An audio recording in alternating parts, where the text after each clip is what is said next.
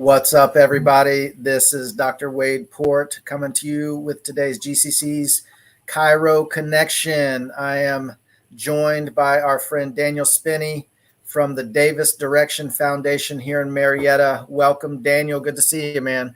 Good to see you, Wade. Thank you for inviting me. Absolutely. So we are not even a week out from our fifth annual Chiro Cup golf tournament hosted by the GCC, sponsored and presented by Business Water Solutions out of Rome, Georgia. And man, you came, you were there. It was a gorgeous day. And we just really, everybody knocked it out of the park as far as all the volunteers that we count on from our staff. Katrina, our executive director, just always putting on an amazing event. And we really have a lot to celebrate and a lot of stuff to talk about with you.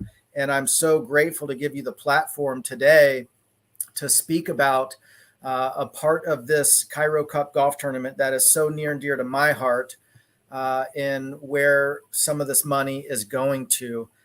Celebrating our first sellout crowd for the golf tournament, more sponsorships, and this thing has legs now, Daniel. And as you've seen with other endeavors, it's just going to grow from here and bring more participation and make a bigger impact in the community. Someone who is not on this call that was going to be Greater Atlanta Interiors, and my dear friend Larry Lawrence was going to be on the call as well.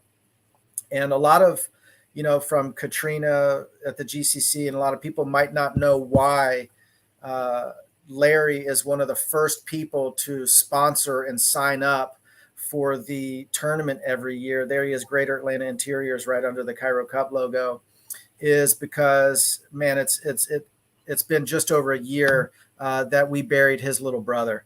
And it's for the same reason why the zone exists, as Missy Owens, the leader of Davis Direction Foundation in the zone, lost her son, Davis, I don't know how many years ago, but I lost a cousin.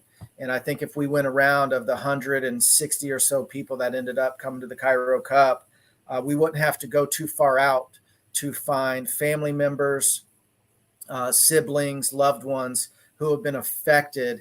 And it's easy to put it under a blanket opioid problem type of thing. But as you know, it's bigger than that. But that is one of the bigger issues. And so Larry wouldn't be able to be on it today, but it's something that's close to home for him, and the reason why he sponsors the Chiro Cup every year. I want to start with this one, Daniel, just so it's not lost if someone doesn't sit through this whole process with us here, which is going to be brief. But if somebody at home knows somebody or themselves is struggling with addiction, or even sees any little red flag of writing on the wall of like, man, I am seeking this out way too much, more than I need to, something's wrong here, what's the first thing that they need to do, Daniel? Reach out for help. And that's probably the hardest thing is making that first step, admitting that you have a problem. That they have a problem, that their life has become unmanageable, that something is more controlling in their life that they can't handle. It's affecting everyday activities, job, work, home environment, schoolwork, depending on where they are in their life. But that's the hardest thing, is just asking for the help. Here at the Davis Direction Foundation, we operate on the peer-based model, which helps them get past that first step, because when they walk through the door and they're asking for help, they're like, oh, they have the whole, I'm the only one that's like this. I'm new. I'm really messed up. The feelings that they have.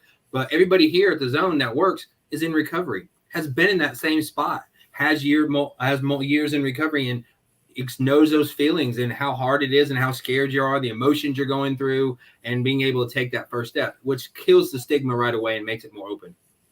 So when we started the golf tournament, we went around vetting different opioid recovery centers around Georgia and around our hometown. And for me, because I was doing a lot of that, something was just different about the zone and Davis Direction Foundation. Tell us a little bit about your journey before Davis Direction Foundation in the zone, what you had to do and overcome to be able to call out for help, like you said, was the hardest thing, what they have meant for you. And now so much so that you're on staff and you're devoting your life to making sure that you can lend a hand to others like you were. Absolutely. So I started using crystal meth at the age of 17, and I did not quit to the age of 40. In that time, I was incarcerated. I used it while I was incarcerated.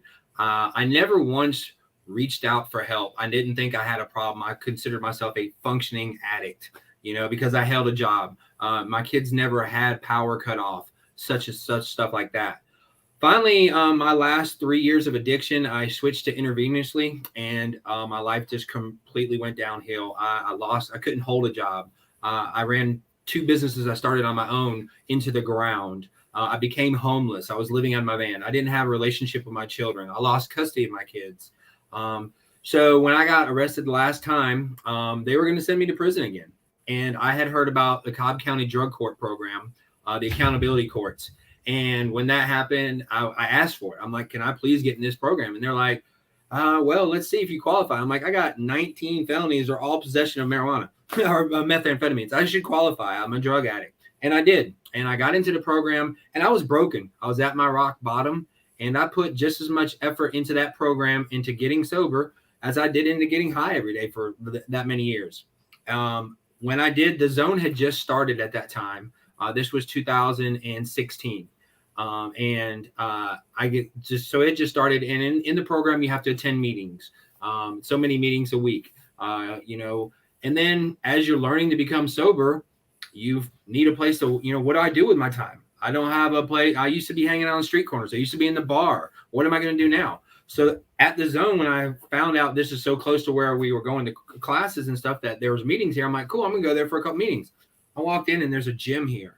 There's pool tables here. There's a big screen TV with an Xbox. There's meetings. There's a coffee shop.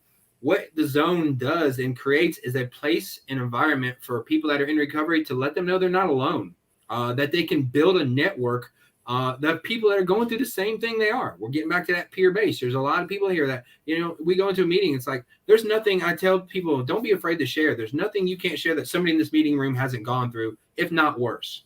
And that's what it is. You build a network here. You can hang out, do fun leisure, fun, sober activities. So as I was going through, I started coming here and hanging out, started working out, getting physically fit, because that's, spiritually fit, mentally fit, and physically fit. They all go together. And so I just started doing that here at the zone. When I graduated the program, I still wanted to stay connected because I felt that was my aftercare, doing service work. So I started volunteering here. And then right before the pandemic hit, I lost my job again because some of the restaurants were closing down and I was in that business. And I said, well, Missy, you know what? I think I'm going to get into the field. And I had a couple of people that were running sober livings. I'm like, I'm going to go work for them. She's like, no, if you're getting into this, I've seen you start your journey here. You're going to finish your journey here. You're coming to work for me. And since then, I have become a nationally designated recovery coach. I celebrated 6 years in July of continued sobriety. I recovery coach people. I train recovery coaches, which a recovery coach is like a life coach for a person in recovery. We meet them where they're at, what's going on with them today, and we help them. It's a huge free service that we offer here, and I'm able to train people to help the treatment centers, the rehabs, the sober livings in the area get staff trained with that designation. So ever since then, I've been here and I've moved my way up the ladder. Now I'm a program director here. I got, like I said, nationally designated RCP. I'm a RCPF, recovery coach, professional facilitator, and I love it. Love it, man. And you're getting recognized now at the Chiro Cup when you come by. You're getting known, my friend. Absolutely. Like I said, this is probably my second year, I think, being fully involved with it. 3 years ago when it was, I heard about it, but I didn't get to go because I had to cover work here at the zone. I hadn't moved up the ladder that high yet, but last year was my first year. This year they recognized me from last year. And once again, Wade, top-notch organization or event ran. Like you said, all your volunteers, they put on a great show. People were just talking about it more and more this year than ever. And a huge, huge turnout. So besides being a safe house with a great environment, as far as some of the funds that the GCC will donate to the Davis Direction Foundation, whether it's a scholarship program or some of the different programs that it's funding, maybe just tell us about one or two of the specialized programs that people in recovery can enter into on a consistent basis. So what we have here, of course, we have the recovery coach and training that I just mentioned. We can put the money towards that. We also put it towards the biggest one I say is our rezone for reentry. We take people from the accountability courts, sober livings, and they're like, I've been selling drugs and doing drugs for 20 years. I don't have any life skills. So we have this program called Rezone for Reentry. And what we do is they come here 5 hours a day, 5 days a week. And we teach them life skills. We teach them how to maybe work in the coffee shop so they have some training skills. We work on a relapse prevention plan, a recovery maintenance plan. We teach them about recovery. It's a 12-week program, and 10 weeks out of the 12-week, we pay them a stipend of $180. So obviously we use some of the money that we get donated and raised for us for like great events by yourself and great organizations by yourself. And we use that to help pay the stipends, and it helps them get more fit, be a functioning member of society. It's one of our most popular classes. Awesome.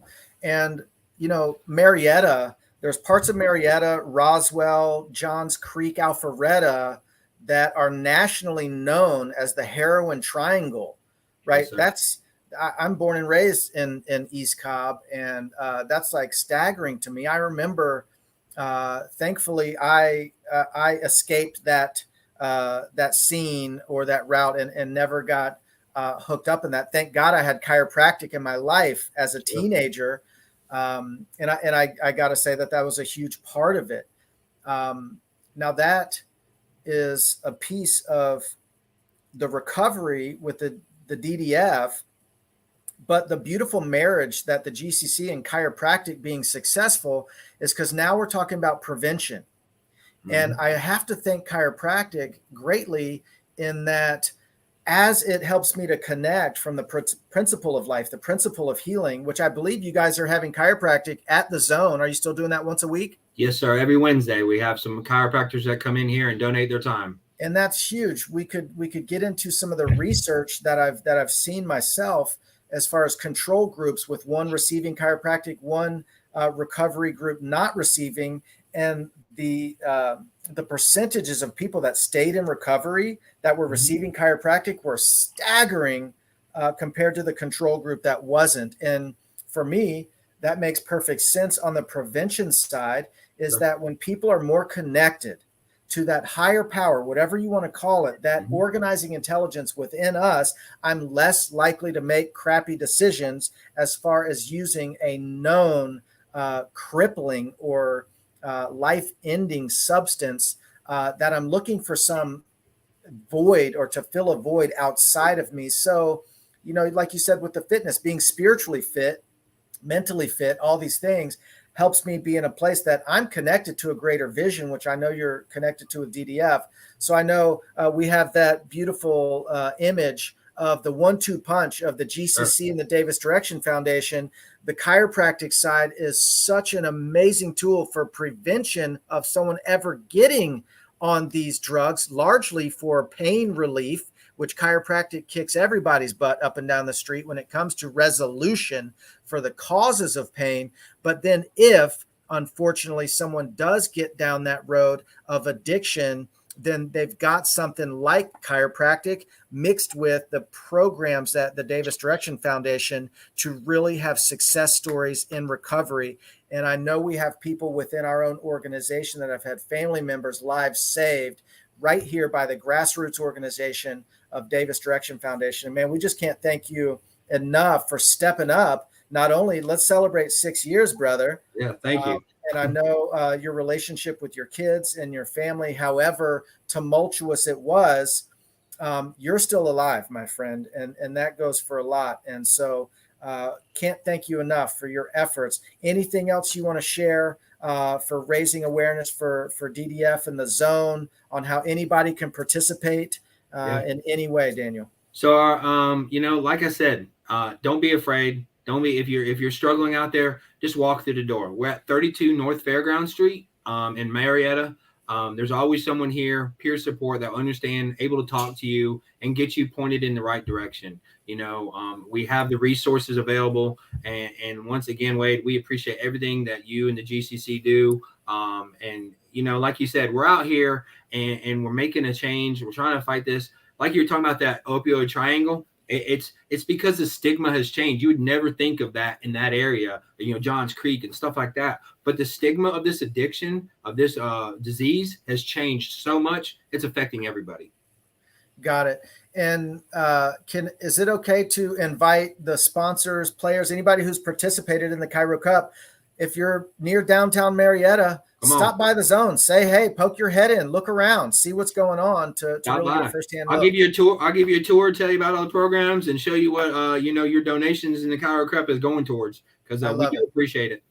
I love it. Well, we're really basking, and we know there's work to be done. It's a small thing that we're doing for a greater good and a cause bigger than any one of us. But we're thrilled. Missy and everybody down there, from Sarah to you, are just fantastic to work with, and we've seen the lives that it's changing. Thank you so much to everybody who sponsored and played in the Chiro Cup or who's going to. Thank you again. It's doing great stuff, and it's been a great 5th year, and we'll look forward to next year. We'll get a little rest after this one. So thanks for being here on GCC's Georgia Chiro Connection. Until next time, Wade Port signing off. Daniel, thanks for being my guest, my man. Hey, I appreciate it, Wade. Have a good one. Have a great day, everybody.